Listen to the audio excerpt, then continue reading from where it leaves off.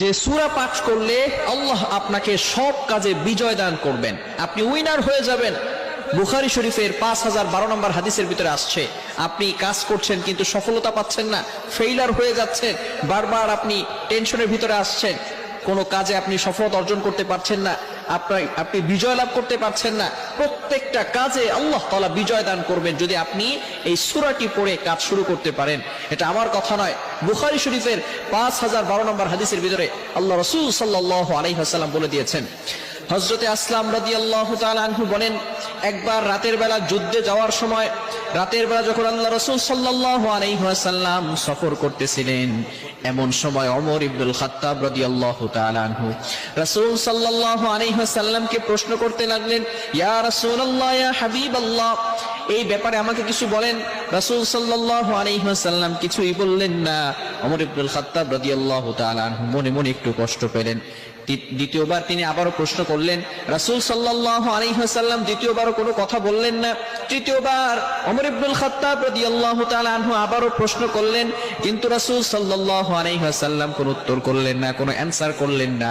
ওমর ইবনুল খাত্তাব রাদিয়াল্লাহু তাআলা আনহু মনে মনে চিন্তিত হলেন আর ভাবতে লাগলেন, না জানি কোন কারণে আমার উপরে রাসূল সাল্লাল্লাহু আলাইহি ওয়াসাল্লাম কষ্ট পেয়ে আছেন, এই জন্য নবীজি সাল্লাল্লাহু আলাইহি সাল্লাম আমার প্রশ্নের কোনো অ্যানসার দিচ্ছেন না।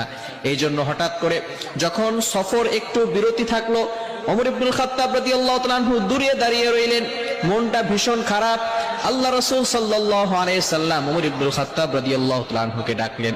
ডাকার পরে রাসূল সাল্লাল্লাহু আলাইহি সাল্লাম বললেন, ওমর, আমি চুপ ছিলাম, তবে আল্লাহ তাআলা আমার উপরে এমন একটি সূরা নাজিল করে দিয়েছেন, যে ব্যক্তি এই সূরা পড়বে আল্লাহ তাআলা তার প্রত্যেকটা কাজে বিজয় দান করে দিবেন, প্রত্যেকটা কাজে বিজয় লাভ করতে পারবে। সেই সূরাটি হচ্ছে সূরাতুল ফাতহ। পবিত্র কোরআনুল কারীমের ভিতরে 48 নম্বর সূরা, 26 নম্বর পারার 10 নম্বর পৃষ্ঠা শুরু থেকে এই সূরাটা শুরু হয়েছে।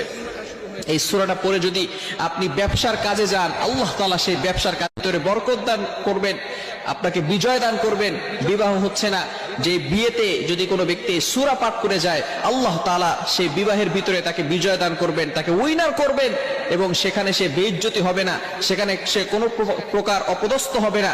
শুধু তাই নয়, প্রত্যেকটা জায়গায় যদি আপনি গাছ রোপণ করতে যান, যাওয়ার আগে যদি আপনি সূরাটা পড়েন, আল্লাহ তাআলা সেখানে বরকত নাজিল করবেন। এজন্য এই সূরা ফাতহ, ইন্না ফাতাহনা লাকা ফাতহাম মুবিনা লিয়াগফিরা লাকাল্লাহু মা তাকদ্দামা মিন যামবিক ওয়া মা তাআখার ওয়া ইউতিম্মা নি'মাতাহু আলাইকা ওয়া ইয়াহদিয়াকা সিরাতাম মুস্তাকিমা।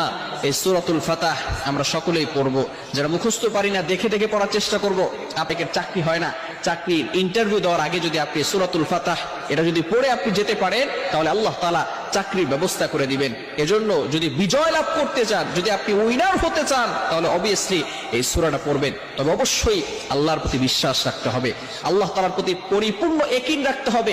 আপনাকে মনে রাখতে হবে যে আল্লাহ তাআলা একজন আছেন এবং তিনি নিজে আমাদেরকে এই বিজয় দান করে দিবেন। আল্লাহ তাআলা আমাদের সকলকে এগুলো বুঝে আমল করার তৌফিক দান করেন। সকলে বলেন আমিন।